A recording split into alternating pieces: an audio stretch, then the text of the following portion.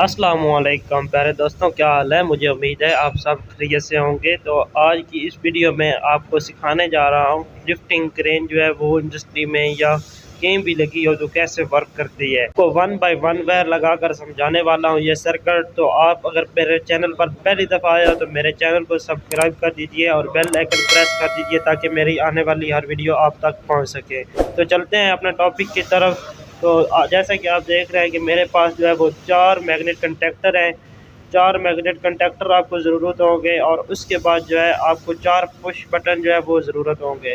तो इंडिकेशनें मैंने लगाई हैं आपको जस्ट समझाने के लिए। तो एक ओवरलोड अगर आप लगाना चाहें तो लगा सकते हैं, अगर आप नहीं लगाना चाहते तो आपको कोई ज़रूरत नहीं है।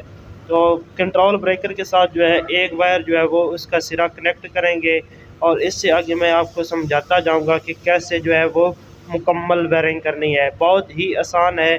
जैसा कि आप देख रहे हैं कि मैंने एक सिरा जो है वो कंट्रोल ब्रेकर के अंदर जो है वो लगा दिया, दूसरा सिरा जो है वो ओवरलोड की कोयल के ऊपर लगेगा। तो अगर आपके पास जो मोटरें लिफ्टिंग क्रेन की हैं बड़ी हैं तो आपने उसी हिसाब से जो वो कंडक्टर एडजस्ट करने हैं।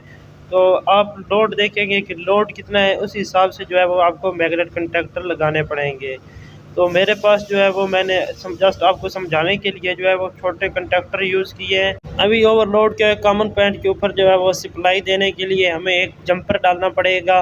तो देखेंगे कि ओवरलोड के हमें कौन से पॉइंट जो है वो यूज़ करने हैं। तो इस ओवरलोड के जो है वो 97 और 98 पॉइंट जो है वो ओपन है, 97 कॉमन है और 98 जो है वो ओपन है। तो 98 के ऊपर जो है वो हम सप्लाई आउट लेंगे और 97 जो है वो इसका कॉमन पॉइंट है। तो कॉमन पॉइंट के ऊपर जो है मैंने 220 वोल्ट दे दिए हैं।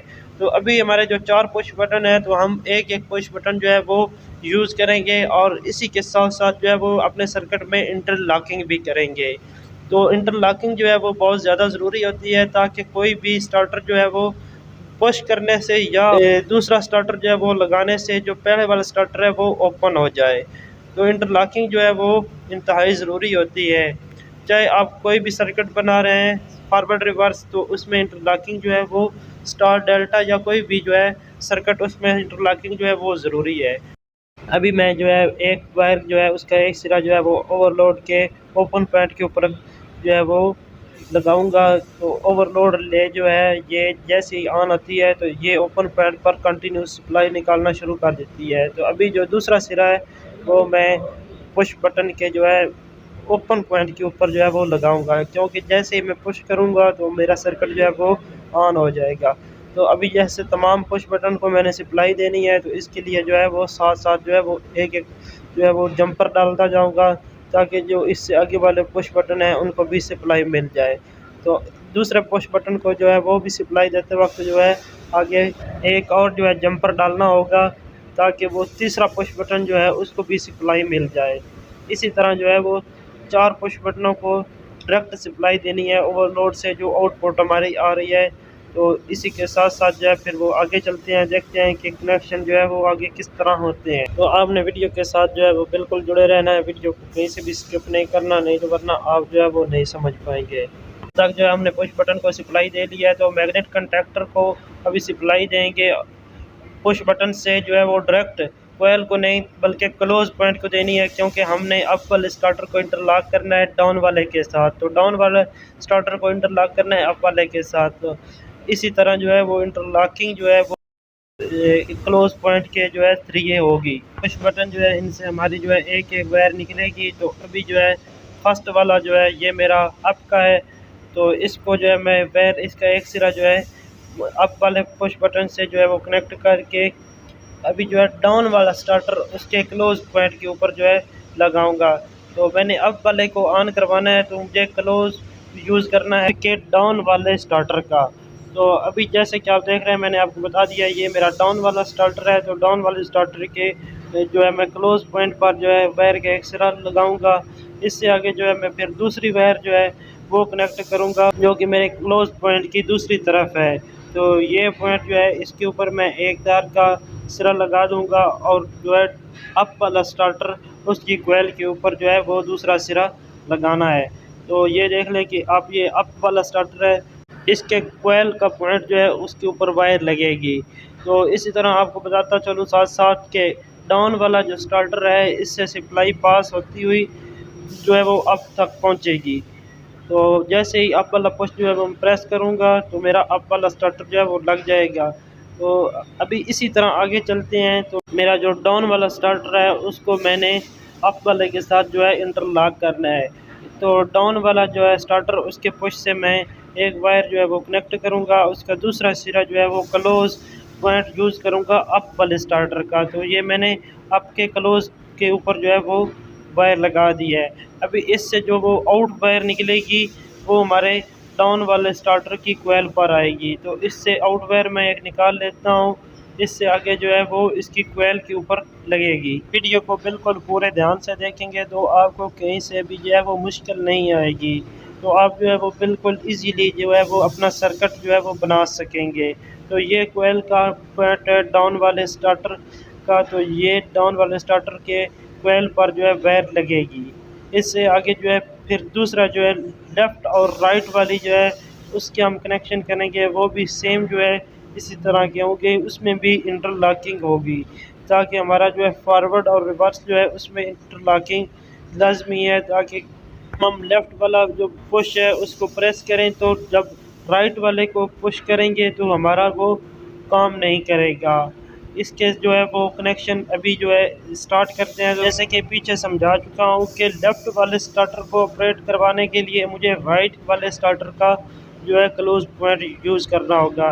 तो अभी मुझे लेफ़्ट वाला जो है उसको ऑपरेट करवाना है तो मुझे राइट वाले का क्लोज पॉइंट जो है वो यूज़ करना है। तो राइट वाला जो है उसके क्लोज पॉइंट को यूज़ करके लेफ़्ट वाले को मैंने सप्लाई देनी है। ये सर्किट मैं आपको बिल्कुल सिंपल तरीके से समझा रहा हूँ, तो इसमें जो है वो आपको ज़्यादा मुश्किल नहीं है।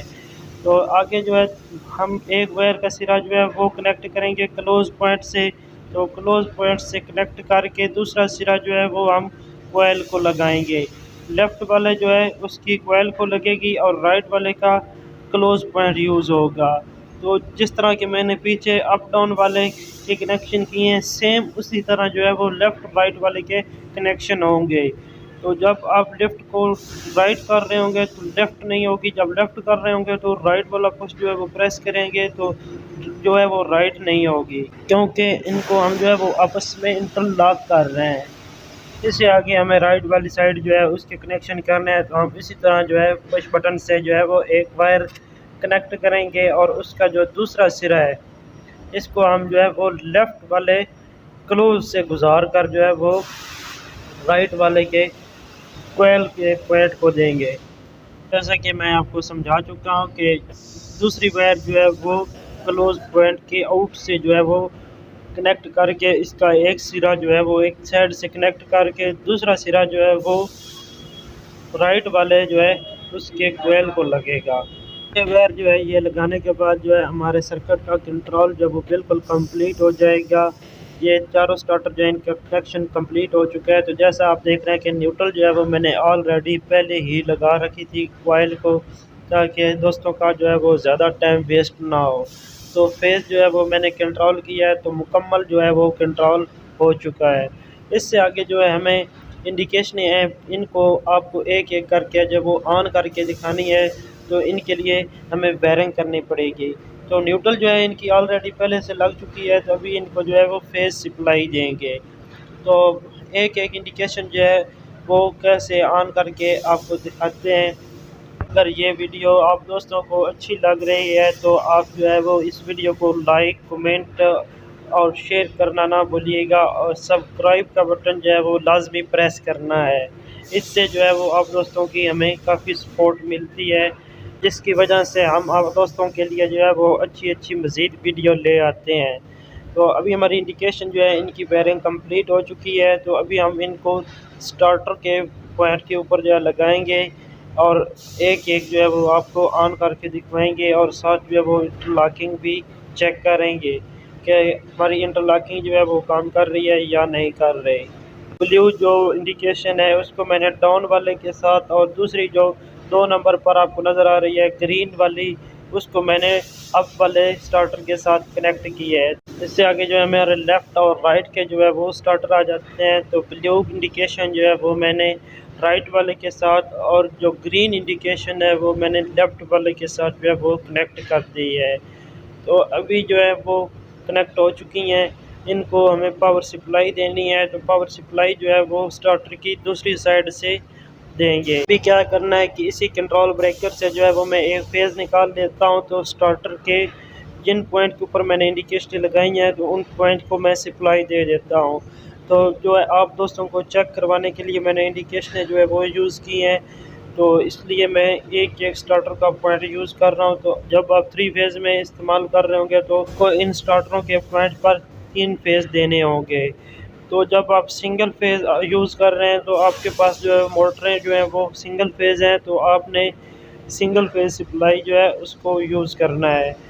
तो मैं जो है वो कंट्रोल की वायर ही लगाकर आपको समझाने वाला हूँ। जैसा कि आप जान चुके हैं कि सर्किट जो है वो बिल्कुल कंप्लीट हो चुका है, तो अभी हम जो है इसको ऑन करके देखेंगे कि ये कैसे वर्क करता है।